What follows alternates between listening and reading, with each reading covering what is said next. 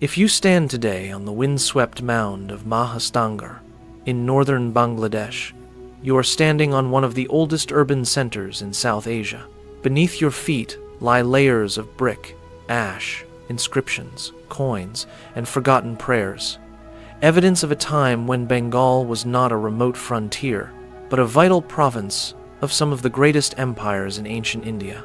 Between the 3rd century BCE and the 6th century CE, this land came under the rule of the mighty Mauryans and later the illustrious Guptas. It was an age of imperial power, Buddhist missions, Sanskrit learning, trade networks, and the flowering of classical Hindu culture. And at the heart of it all stood Mahasthangarh, once known as Pundranagara. In the 3rd century BCE, the subcontinent trembled under the authority of the Mauryan Empire, founded by Chandragupta Maurya and expanded dramatically by his grandson Ashoka. The Mauryan realm stretched from Afghanistan to the Bay of Bengal. Bengal, then known as Pundravardhana and Samatana in different regions, was incorporated into this vast imperial system. Far from being a marginal land of forests and rivers, it became an organized administrative zone linked to the imperial capital at Pataliputra.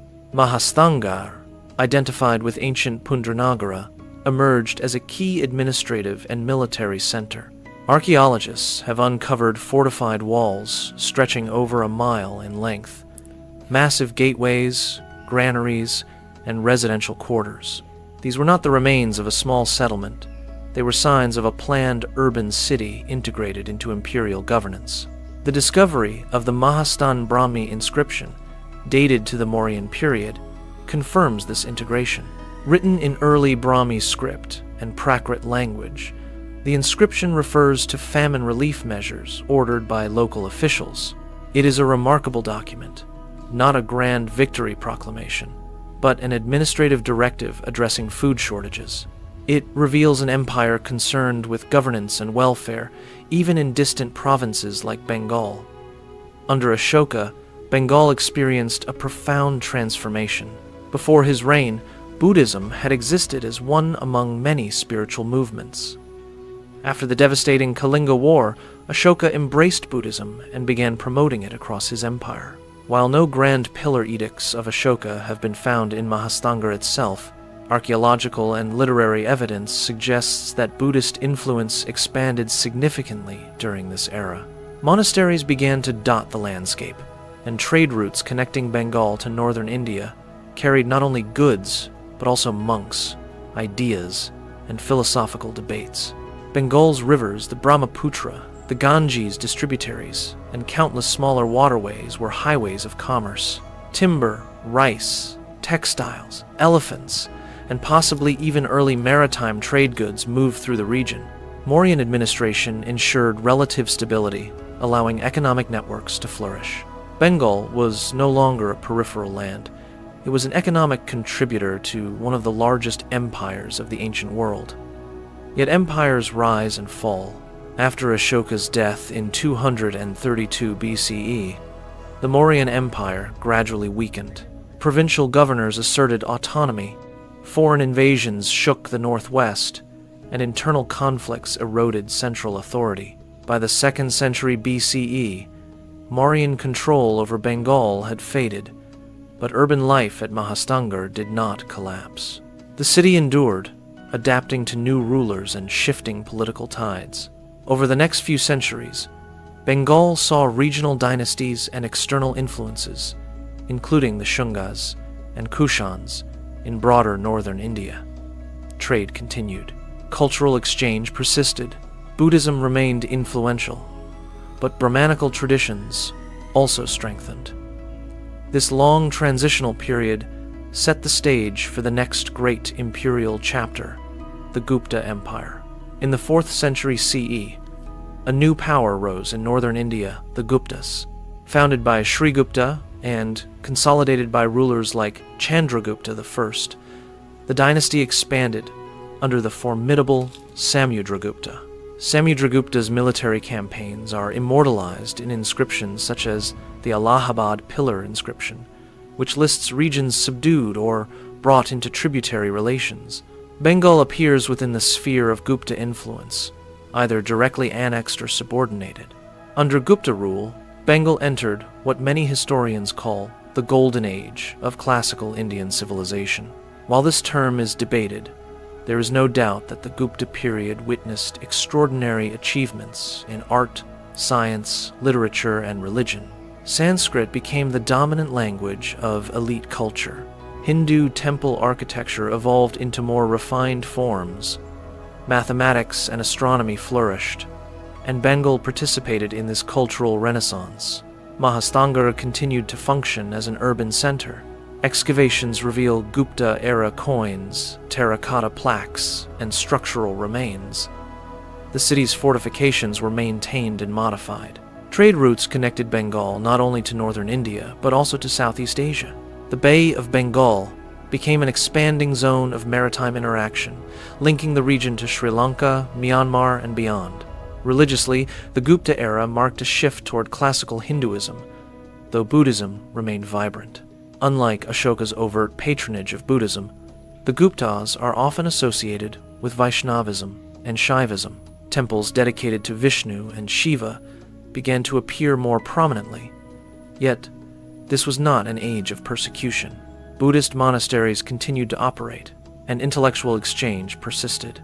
In fact, the coexistence of Hindu and Buddhist traditions created a dynamic spiritual environment. Art from the Gupta period is renowned for its elegance and balance. Sculptures from Bengal reflect this aesthetic, graceful figures with serene expressions, subtle drapery, and spiritual poise. These were not merely decorative objects, they were embodiments of theological ideas, representing deities and enlightened beings in idealized human form. The artistic language developed during the Gupta period would influence South and Southeast Asian art for centuries. Education and scholarship thrived as well. Although the famous University of Nalanda rose slightly later to its peak prominence, the intellectual climate of the Gupta age laid the groundwork for such institutions. Bengal's monasteries and Brahmanical centers likely participated in this network of learning. Sanskrit literature flourished across the empire, with poets like Kalidasa composing works of enduring beauty. The cultural currents of the Gupta heartland flowed into Bengal, blending with local traditions to create a distinct regional identity. Economically, Gupta Bengal benefited from agricultural expansion. The fertile alluvial plains supported rice cultivation on a large scale. Land grants, recorded in copperplate inscriptions from eastern India, indicate the growing importance of Brahmins and religious institutions in rural administration. These grants often exempted villages from certain taxes, encouraging settlement and cultivation. Over time, this contributed to the gradual transformation of Bengal's landscape from dense forests to organized agrarian communities. Yet this prosperity was not immune to disruption. By the late 5th and early 6th centuries CE, the Gupta Empire faced mounting challenges. Invasions by the Huna tribes weakened imperial control in northern India.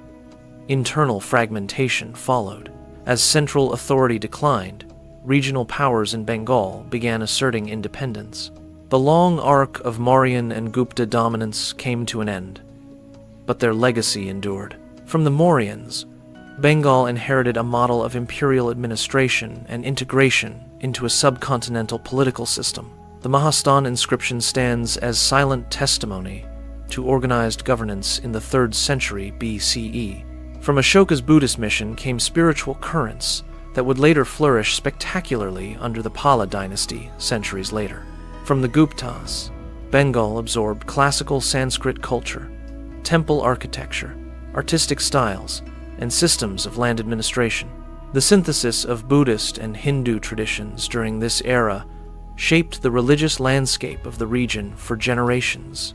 The cultural DNA of Bengal, its openness to ideas, its intellectual curiosity, its artistic refinement, was partly forged in these centuries. Today, the ruins of Mahasthangarh may seem quiet, almost forgotten compared to more famous sites in India.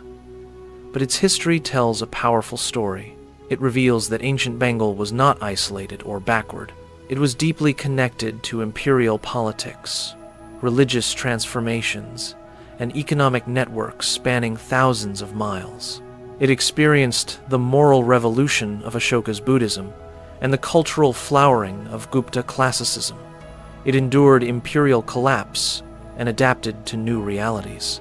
The soil of Mahasthangarh holds bricks laid under Mauryan officials, coins minted under Gupta kings, and relics of monks and priests who debated the nature of reality.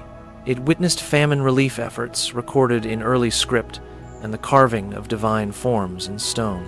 It stood through centuries of change, absorbing, transforming, and transmitting the currents of South Asian civilization. Between the 3rd century BCE and the 6th century CE, Bengal was not merely ruled, it was reshaped. Under the Mauryans and Guptas, it became a bridge between empires, between religions, between local tradition and classical culture.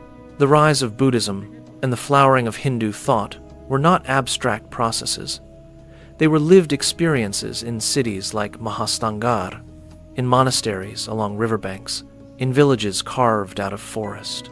And so, when we look at the long history of Bengal, we see that its later achievements, its medieval Buddhist universities, its devotional movements, its vibrant literary traditions, did not emerge from a vacuum. They were built upon foundations laid in this ancient age of empire. The story of Mauryan and Gupta rule in Bengal is therefore not just a chapter in political history. It is the story of how a region became a crossroads of power, faith, and culture, an enduring testament to the resilience and creativity of its people.